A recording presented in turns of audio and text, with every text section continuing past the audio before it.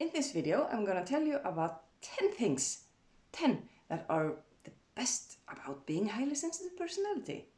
My name is Marianna Bergsensdottir. I'm a veterinarian and a spiritual seeker and highly sensitive.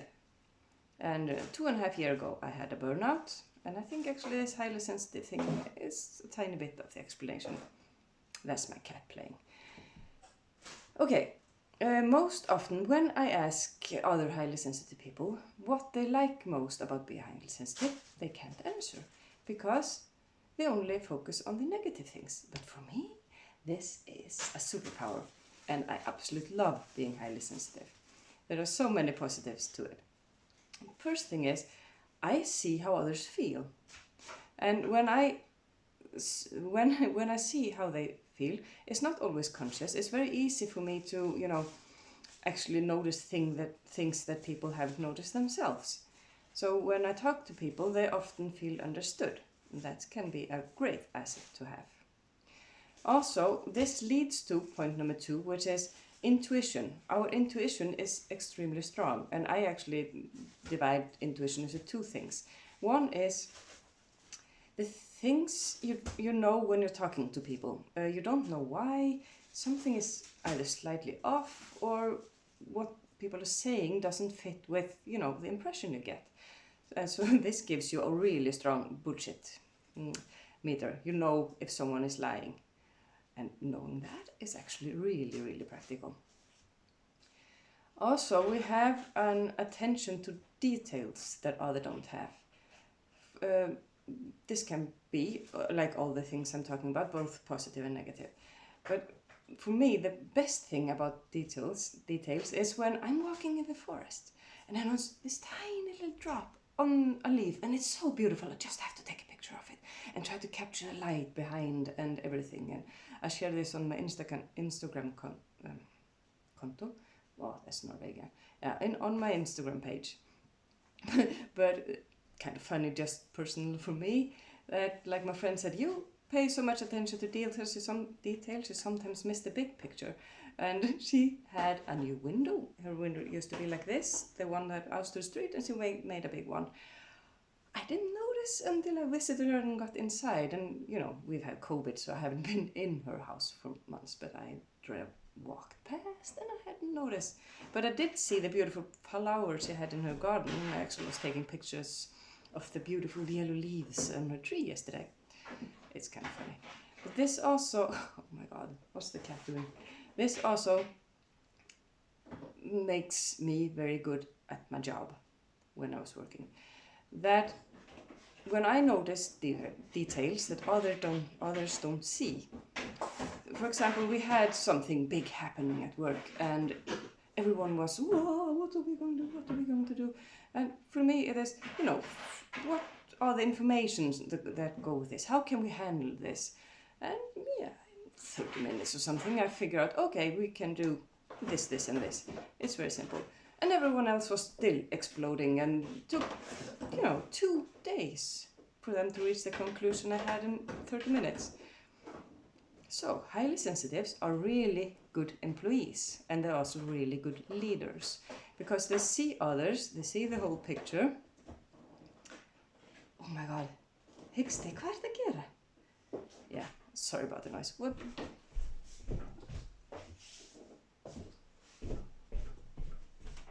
He is 7 months, allergy friendly. I have cat allergies, yeah, and wonderful.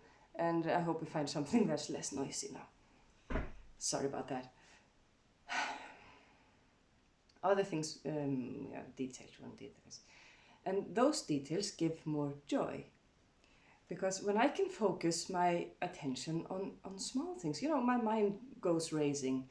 And when I walk in forest and I go, oh, do you see this beautiful flower? Oh, I'm going to take a picture of this. Often the tiny, tiny ones. The biggest one, now it's in the curtains. I also enjoy my own company. I like being alone. I need being alone. As a highly sensitive, downtime and alone time is essential. You have to give yourself alone time. And then it's really good to actually like yourself. And I've done extreme work on myself so I can like myself. I used to be very critical, but I changed it. Highly sensitive are also creative, very creative. And that comes with, we think more, and I was going to say a lot more, but that's just not right. Everyone does. But we have, if some research I read showed actually that many authors are highly sensitive because of their attention to details and how people think. And they just, same with paintings and photography and everything. And the deep thinking. I have this, answer seeking on a deeper level. So now I've had a burnout for 2.5 years. And okay, the obvious thing is you have 6 kids and you had a leadership position in a big firm. Yeah, of course. But if I look at the details, why did this not fail? Why didn't I have a burnout when I had 2 kids, 3, 4, 5, anything? Why 6? What happened? And I've looked into it, and some of it's what I'm sharing with you, highly sensitive, and I'm going to talk about polyvagal theory and things like this, because I like digging in. What is it that does those things? But you know what the best thing is about being highly sensitive? Okay, if you take one thing that's maybe not so good, if we as highly sensitive had a good upbringing or just a mediocre upbringing, then we are really an asset to the world. We can give so much that it's incredible. But those of us that have been in a bad upbringing, in a violent situation or anything that is extremely bad, then we take it so much in that it's harder to live with it than it is for the non-highly sensitive to live after big trauma.